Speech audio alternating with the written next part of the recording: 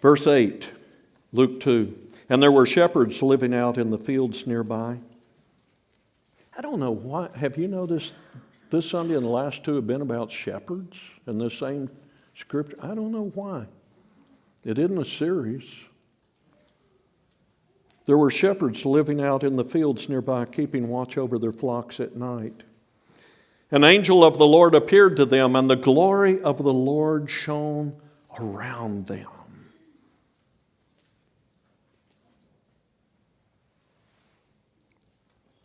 And they were terrified.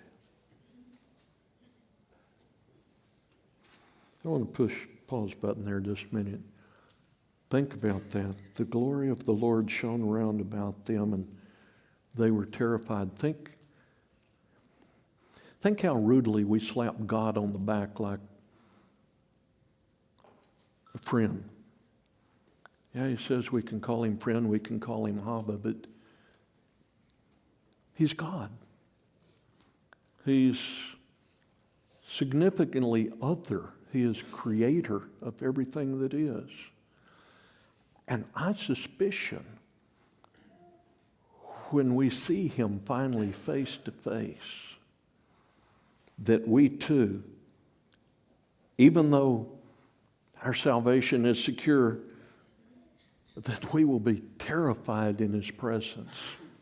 There is none like him.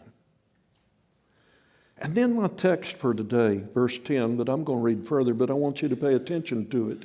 But the angel said to them, "Do not be afraid. I bring you good news of great joy that will be for all the people. Today in the town of David a Savior has been born to you. He is Christ the Lord. This will be a sign to you. You will find a baby wrapped in cloths and lying in a manger." Those of you that were here last week and heard about the sign, does that verse read bigger to you than it did before? Absolutely. Isn't it amazing? For those of you that didn't hear it in a sentence, the shepherds were told to look for a sign. I always thought the sign was the baby. Well, there are a lot of babies. The sign, those were special shepherds. They were shepherds that were conscripted by the temple priest to, during lambing season, to wrap the lambs in strips of cloth that had been torn from the used garments of the priest in the temple. And having inspected the lambs, before they could get, let's say, dirty or blemished or whatever, they would wrap those little lambs in those special woven priest cloths.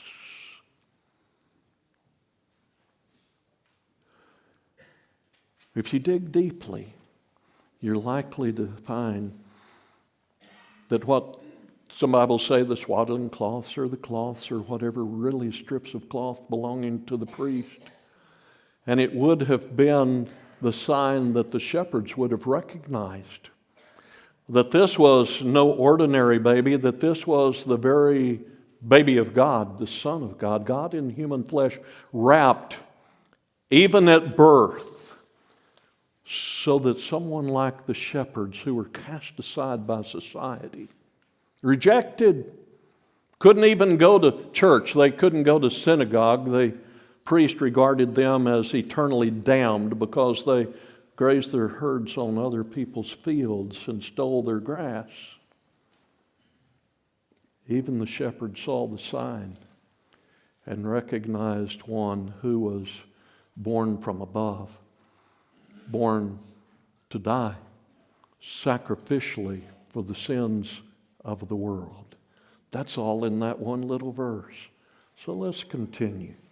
Suddenly, a great company of the heavenly host appeared with the angel, praising God and saying, "Glory to God in the highest, and on earth peace to men on whom his favor rests." When the angels had left them and gone into heaven, the shepherds said to one another, "Let's go to Bethlehem and see this thing that has happened, which the Lord has told us about." So they hurried off and found Mary and Joseph and the baby who was lying in the manger. When they had seen him, they spread the word concerning what had been told them about this child. And all who heard it were amazed at what the shepherds said to them. But Mary treasured up all these things and pondered them in her heart. The shepherds returned. Pay attention to this. The shepherds returned, glorifying and praising God for all the things they had heard and seen, which were just as they had been told. My focus for this moment, verse 10. But the angel said to them, "Do not be afraid. I bring you good news of great joy that will be for all the people."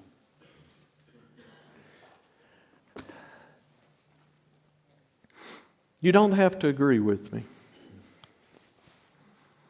But I believe that there are many people who do not understand the essence, the meaning, the power of the joy that the angel was speaking about here.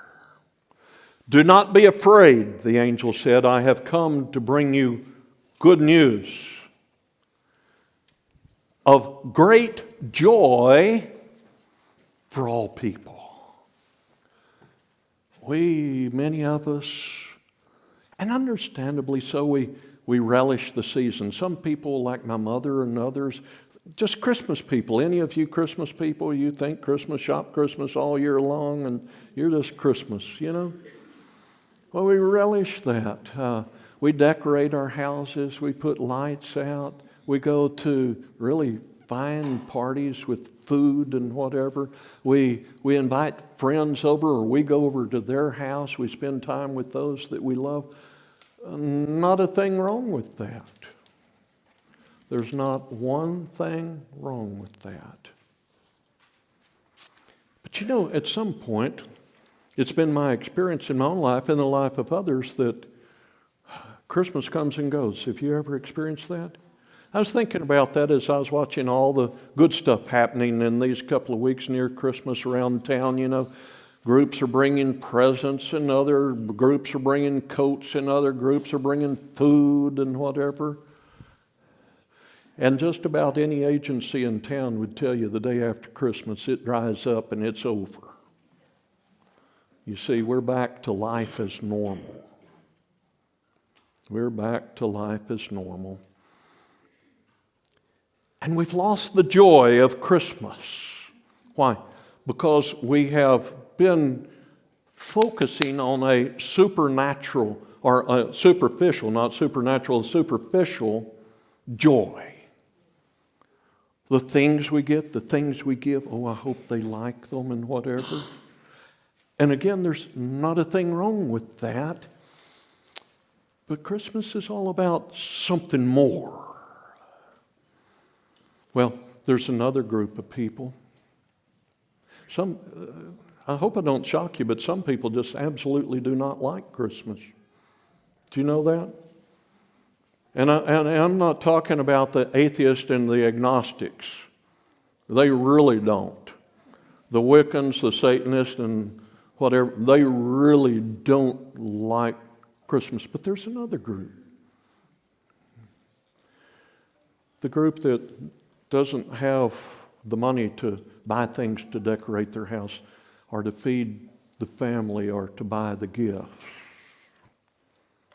There's that group. Christmas it's just too much. Which, let me tell you a story. Put the pause button on. Let me introduce a story. Has nothing to do with sermon, but it does. Then I'll come back. I had a wonderful phone call this week from a guy that, if you're in here named Bubba, I'm sorry, I'm not talking about you. I just use Bubba all the time. That's the term we used in South Texas where I grew up. You're a Bubba. Well, Bubba called this week. I hadn't heard from him in a number of months, really. He's one of the individuals that has a family, and he is working, but he's among the working poor that just could never make things meet. And when it came school time, he needed clothes for the kids, and school time, get ready. And then at Christmas, well, what about, you don't want my children to have Christmas without a gift, Pastor? Oh, no, I don't. And so for years, we probably poured more money as a church. And that's why I'm telling you the story. I act on your behalf based on the gifts that you give every Sunday. You with me? And they call. And one of those across the years many times was Bubba. We've probably helped Bubba more than any one other person. And I finally told Bubba, I'm through helping you. Don't call again. But he'd call. Well, I hadn't heard for a while. He called this past week. I thought, oh no, it's Christmas, gifts for the kids, whatever. I had a bad attitude. Do you ever have a bad attitude? Kind of like one that Jesus would not be proud of? Your pastor had an attitude you would not have been proud of. I was like almost cussing on, And it was him.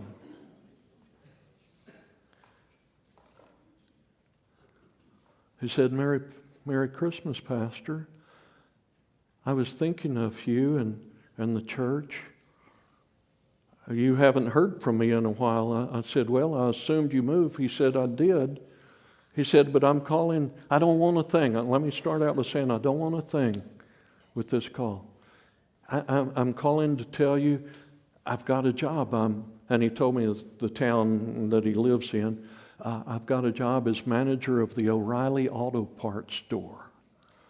And he said, it's the most I've ever made. And he said, life is getting better. And I just wanted to thank you and the church family for all the times you helped me clothe our children and get them gifts and whatever and buy. We bought food for that family so many times. I've never had one call and say thank you. And that my life is coming together. Now, he did go on to say that his daughter got caught shooting up coke and is in prison, has 2 little children, a 1 and a 3-year-old, and now Bubba has, with his wife, adopted these kids and taken care of them. So now he has an even greater need.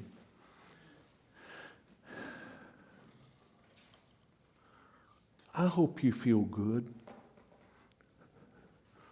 about helping Bubba. And I could tell you any other number of stories that you need to be aware of.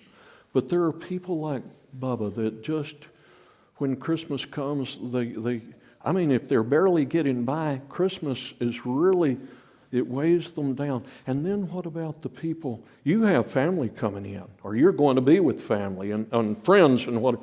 What about the ones who don't have a friend that lives nearby and family isn't coming in and there's no one there?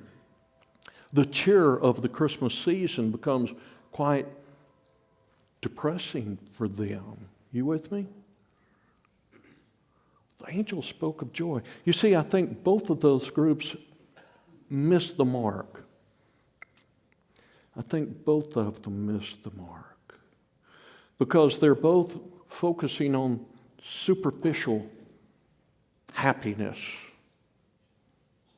that's always fleeting.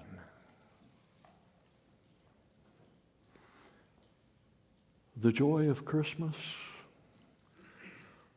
our amazing God.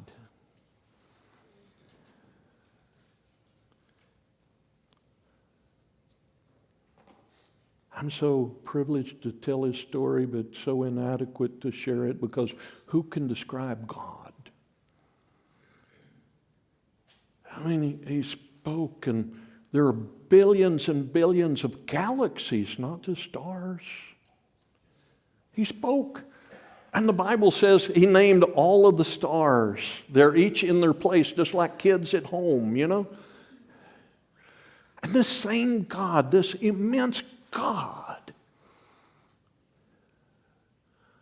And it wasn't an afterthought. It was in the beginning.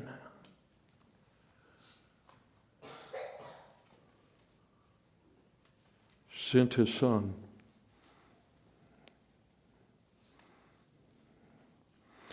Who Philippians writes and tells us, set aside, just like I set aside this Bible. He took everything divine in him, emptied himself out. It's called theologically the great kenosis. Now are you wowed?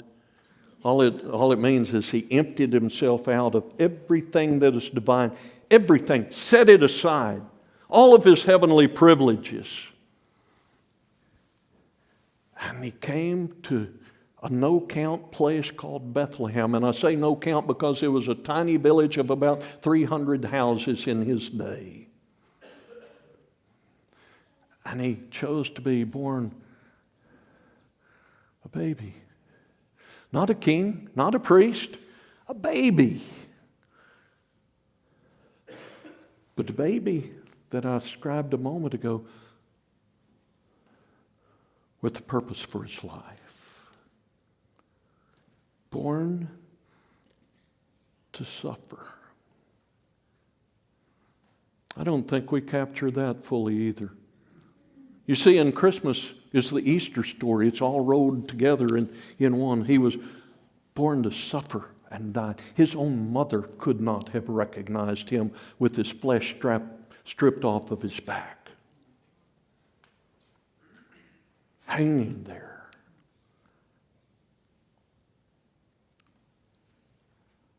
Can you hear him? Eloi, Eloi, lama sabachthani. Why, my God, have you forsaken me?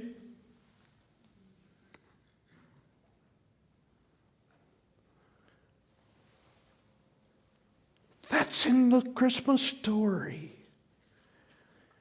He came to suffer and die to pay the price, the penalty of your and my sin.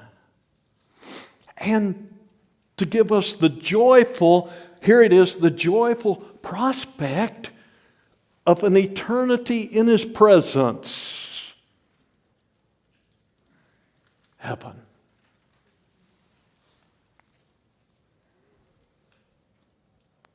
That's the true story of Christmas.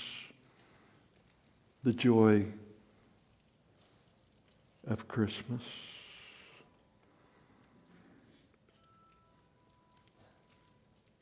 And so many people miss it.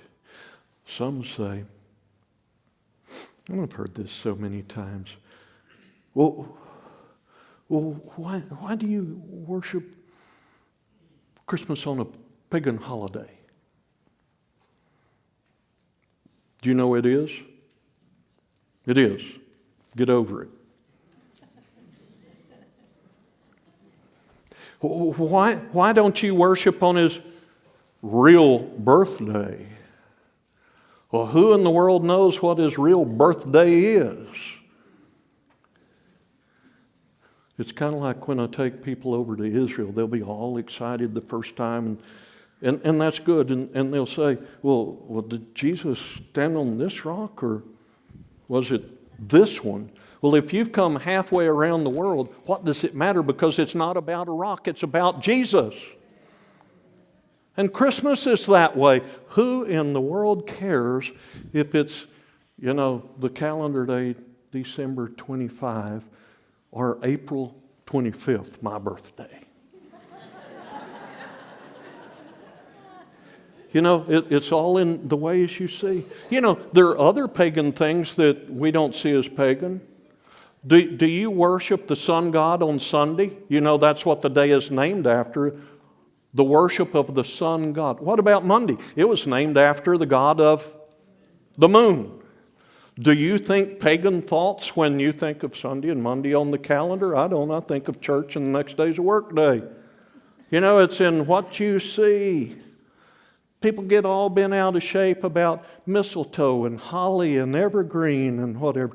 My first good church battle was my first church up at Adair. Oh, I thought I was going to bleed blood trying to get a Christmas tree into their sanctuary. They'd been there a lot longer than I had. That church was built about the time Oklahoma became a state. And they'd never had a Christmas tree in the sanctuary. I won the battle. Oh, did I get beat up getting there, though. But you see, it's not about a pagan symbol. If you have eyes for seeing, even though this is fake, when it's real, this is about evergreen. It's about everlasting life, eternal life that Christ brings us. The same with this. What about the lights? Where'd that come from? The light of the world. Jesus is the light of the world. Have you ever thought about you can come to church Christmas Eve or drive around the neighborhood or, hey, go to the mall. I'm going to the mall this afternoon. I've got to have a hit. I grew up in business, and whatever I was in business for, you either make it or break it the week of Christmas, you know. I've got to be in the crush with the people. But I worship. Doesn't that sound strange? I see the lights, and I think just that. I am so blessed to be able, as I walk among the people here, God, to know you, the light of the world. Because there was a time in my life, perhaps like some around me, that I did not know you. I was so far estranged from you, and yet you pursued me, the light of the world. See, you can have a worship experience going to the mall. What about going shopping? There's nothing wrong with going shopping. Just stay within your means. You know, don't blow it. Don't spend the next 3 years' income on some gift that isn't going to be appreciated a week from now. But you can count your blessings. I'm able to go shopping. I may not be able to buy the biggest, fanciest, whatever, but I'm able to go shopping. Count your blessings. Count your family blessings, those that you're buying gifts for, your family and your friends. You know that's your richest treasure? I used to preach that. Now I'm beginning to understand it. Does that make sense? As I get older, I discover all the things that I thought were my treasures. I'm deciding they won't bring 15 cents in a garage sale. I've gone to garage sales. You see all their goodies laid out there, and no one wants them even at 15 cents, you know? Your richest treasure is your friends and your family. And you need to focus on that this and every Christmas day. Create your memories. Give God joy. And then bless Him for your health. And have a good time doing it. Let me give you a biblical example and I'll close and we'll share communion. We'll get out of here early today. I think that God, who created everything, loves it when people are overwhelmed with joy and festivity when He blesses. Why do I say that? Both Old and New Testament, but let me give you an Old Testament example. God instructed, commanded the Israelites, once He had enabled them to break free from captivity and return to Jerusalem, He commanded them to have a festival, a feast, a gay, not the way gay's used today, let me figure out another word, a joyful experience commemorating the new temple and the rebuilding of the wall. That was the new fresh start in their life. And God says, listen, I want you to recognize what I've done, and I want you to celebrate. And if you read Nehemiah chapter 8, they did celebrate. They knew how to celebrate. Do you think we should do any less then as followers of the Messiah in celebrating His birth? His resurrection, His presence among us. And celebrating, I believe, as the Christ candle points to, not only was He born, but He's coming back. He's coming back. Now back to the shepherds, and I close with this thought.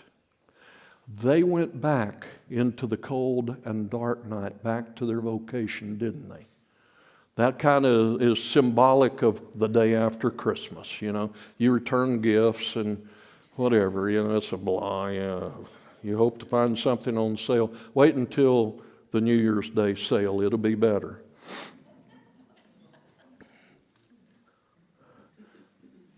What I just read, they return into the night, back to their vocation, back to the sheep. But it said they did it with rejoicing, glorifying God. You see, the joy of Christmas that the angel talks about, for all people, it isn't just for one evening or one day. That's why it doesn't really matter when you get down to it what day it is. Every day is Christmas for those who have eyes for seeing. Do you? If you don't, God has one of the world's, His greatest gift ready for you to open this Christmas. But like receiving any gift, you have to reach out and receive it, take it. If you don't have eyes for seeing what I'm talking about, ask God this Christmas, today, to open your eyes, to open the eye of your heart, that He might reveal Himself in all of His glory to you. Because, see, He's just that real and just that present for us today. The Christian faith is not a philosophical thought. It is not a religion like other world religions. It is all about the very real transforming presence and power of Jesus available for all the people, the angel said. And that includes you. That includes your children. That includes your friends. I think there's a reason that the angel appeared to the shepherds first. They were the outcast of the community. The angel didn't go to the uppity-ups, didn't go to King Herod, didn't go to the Sanhedrin, to the religious leaders. He went to the ones who had so much shame in their life that if they did have a thought about God, they would have believed that God would never, ever be interested in them because in their understanding they would be unclean. God is the one who makes people clean, whole, forgiven.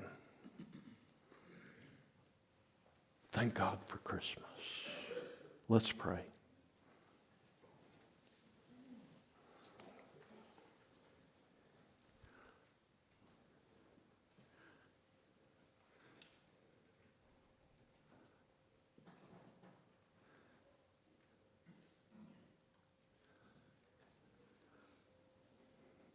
I don't think this is me. I'm not fishing right now. I don't think it's me. But I don't want to be uppity about it. I think what I just shared about God opening your eyes to believe in Him, to understand, to receive Him, I think you're sitting in this room. Someone. Now you could say, oh, Gary, out of a crowd like this, that's just what preachers do. As I understand it, if we preachers guess like that, we're held accountable to God, and that's not a very interesting idea. I really think that God is speaking to someone's heart to come home today. To live the life that you've always been looking for and known was there, but in a variety of ways you've been running.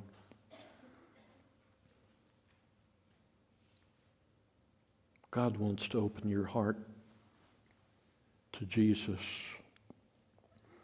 and ask you to take his baby son home with you, what will you do with him? God, I pray that any such person would say,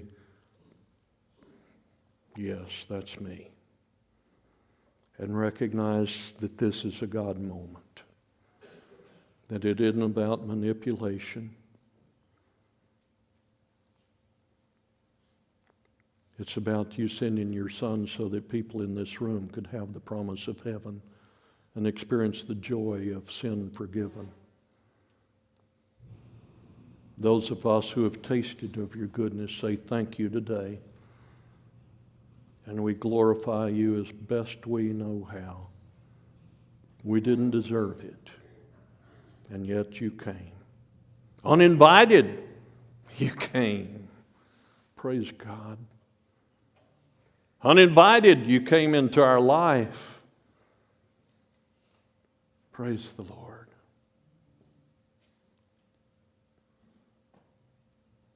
Thank you, Abba. Thank you, Jesus. Thank you, Holy Spirit. Amen. As we share communion in these moments, the Lord's Supper, all are welcome to share in these moments with us, no matter if you're a part of this church or not. If you need to run, that's okay too. This is not something you should feel obligated to do before you leave. That's not the purpose. The purpose is a friendship meal. The understanding of the Hebrew culture in the time of Jesus and even today among the Middle Easterns is that even when two enemies meet, if one offers you a meal, you from that point forward are friends for life. No matter if you've hurt one another or not, you're friends for life. That and so many other meaning is wrapped up in this moment. I think it gets even better.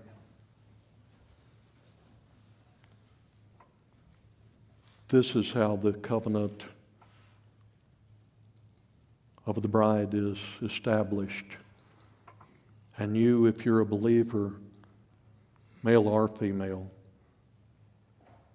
are the bride of Christ. For you, he cut a covenant. Even at that table that night, he took bread from the table and he gave thanks. Blessed art thou, O Lord our God, King of the universe, who brings forth bread from the earth. Isn't that amazing? We know the very prayer. It was in another language, but we know the very prayer that he would have prayed because it's the prayer that the Jewish people have prayed since before the time of Jesus. They still pray it today at the Passover meal. But he gave it new meaning. He said, this is my body. This is my body. It's broken for you. After supper, he took the cup again. He gave thanks. Blessed art thou, O Lord our God, King of the universe, who brings forth fruit from the vine. And he said, I will never drink of the fruit of the vine again until I drink it with you in my Father's house. But this is my blood of the new covenant. Take and drink from this, each one of you, and every time you do, as often as you do, you remember.